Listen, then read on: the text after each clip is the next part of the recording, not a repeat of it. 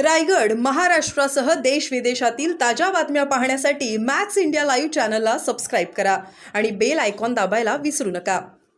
उभी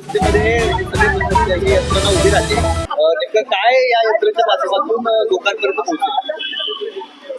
सार्वजनिक आरोग्य विभागाचे 2 विभाग महाराष्ट्रामध्ये काम करतात. एका बाजूला मुंबईमध्ये आमचं जे कार्यालय आहे तिथून अतिशय चांगल्या पद्धतीने मॉनिटरिंग होतं आणि प्रत्यक्ष इम्प्लिमेंटेशन मात्र पुण्यामधून अनेक वर्ष होत असते.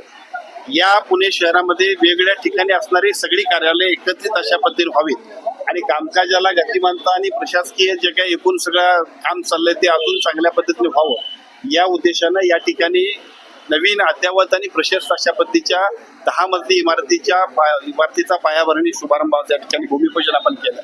आदरणीय राज्याचे उपमुख्यमंत्री अजितदादा पवार साहेबांच्या शुभ हस्ते हा कार्यक्रम संपन्न झाला.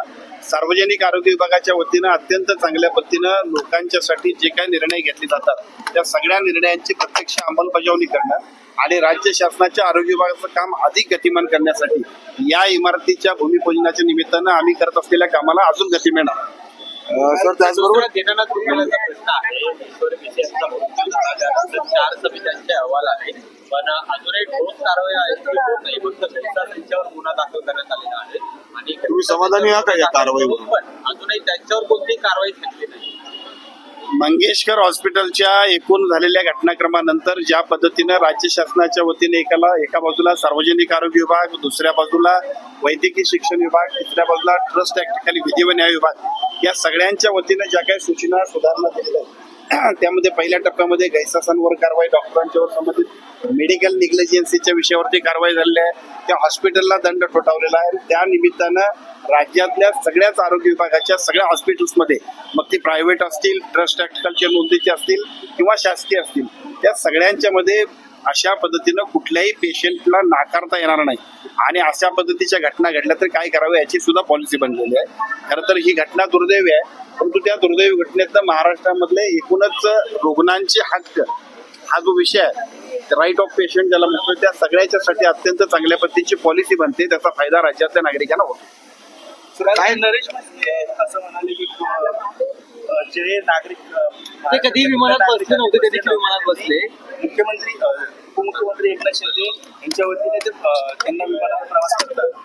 काय वाटतं सर? नरेश म्हस्केने थोडक्यात टीका अशी केली की ज्यांनी कधीही विमानाचं तोंड बघितलं नव्हतं की कधीही विमानात नसते बसले, आमच्यामुळे ते विमानात बसून आणले. काश्मीर हल्ल्यानंतर असं म्हणण्याचा उद्देश त्यांचा नव्हता. आपण जरा समजून घ्या.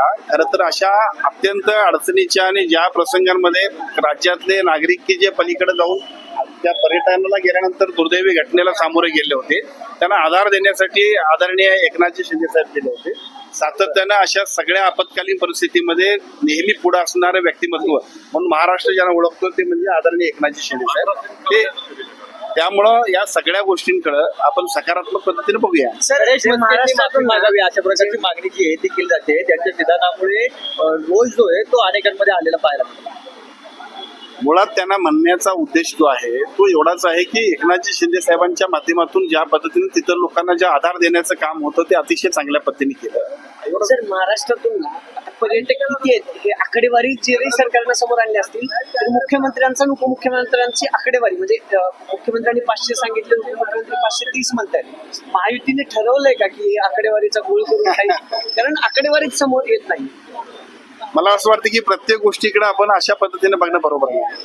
जो प्रसंग उद्भवला त्या प्रसंगानंतर माणसं की ज्या माणसांना फिरायला गेली होते बऱ्याचशा लोकांना या सगळ्या गोष्टींची कल्पना सुद्धा नव्हती. आपल्या आपल्या हॉटेल्समध्ये सुरक्षित राहण्याने तिथून आपल्या नातेवाईकांकडे आणि सरकारकडे संपर्क करणं अशा पद्धतीच्या धावपळीतल्या सगळ्या लोकांना आपल्या राज्य आपत्कालीन कक्ष जो आहे तो संपर्क करतोय. जे लोक असतील त्यांना आणण्यासाठी आणि त्यांना योग्य त्या पद्धतीनं सुरक्षितता पुरवण्यासाठी अत्यंत चांगल्या पद्धतीनं केंद्र शासनाच्या मदतीनं आपली महाराष्ट्र शासनाची यंत्रणा खूप चांगल्या पद्धतीने काम करते. त्या जिल्ह्यातल्या लोकांना सुद्धा जिल्ह्याचे आपत्कालीन कक्ष आहे तिथून नोंदणी करायला सांगितले. त्या पेशंटचे नातेवाईक कलेक्टरांच्याकडे नोंदणी करतायत आणि त्या सगळ्यांच्या मोबाईलवरती राज्य शासनाच्या वतीनं संपर्क करण्यासाठी आणि संपर्क झाल्यानंतर प्रत्यक्ष महाराष्ट्रात आणण्यासाठी सुरक्षित पद्धतीनं अतिशय चांगल्या पद्धतीने शासन प्रयत्न करतो. सर, दादा ने कहा कि जो घटना हुई परिवार में उसका बदला लेना चाहिए, आदमी जो इनके पीछे उनको एलिमिनेट कर देना चाहिए. शिवसेना ऐसा हमेशा जो स्ट्रॉन्ग स्टैंड दिया है पाकिस्तान के खिलाफ, क्या कहेंगे आप? किस तरह का बदला? जो घटना पहलगाम में हुई है वो घटना बहुत दुर्भाग्यपूर्ण है, लेकिन साथ ही साथ जिस तरह से हमारे जो वहाँ जो पर्यटक गए थे उनके साथ जो घटना हुई वो बहुत हमारे लोगों को लेकिन ये थी। और पाकिस्तान ने जिस तरह से आतिरों ने काम किया, इसके लिए हम लोगों को भी भारत सरकार ने भी बहुत कड़क कारवाई करण्यात आंबेडकर साहेब या ठिकाणी सकाळ सकाळ सगळ्या लोकांना तुम्ही बोलवलं, मात्र हे जे लोक आहेत त्यांचे 3-3 महिने पगार झालेले नाहीत असं त्यांचं म्हणणं आहे.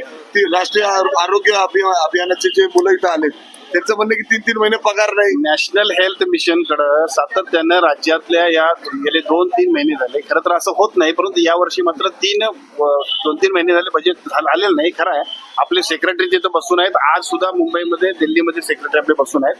पगार होतील असं होऊन जातील पगार. म्हणजे काय असं मागं पुढे होते ताई? एखाद्या म्हणजे वेळेला एकीकडे म्हणतात की वेगवेगळे जे मोठी योजना तुम्ही काढल्यात लाडक्या बहीण, त्याच्यामुळे इतर योजनांवर भार आलाय, किंवा इतर जे योजना आहेत त्याच्या काही ना काही मागं पुढे होताना दिसते, किंवा शिक्षण विभागामध्ये देखील हे पाहायला मिळतं अधूनमधून.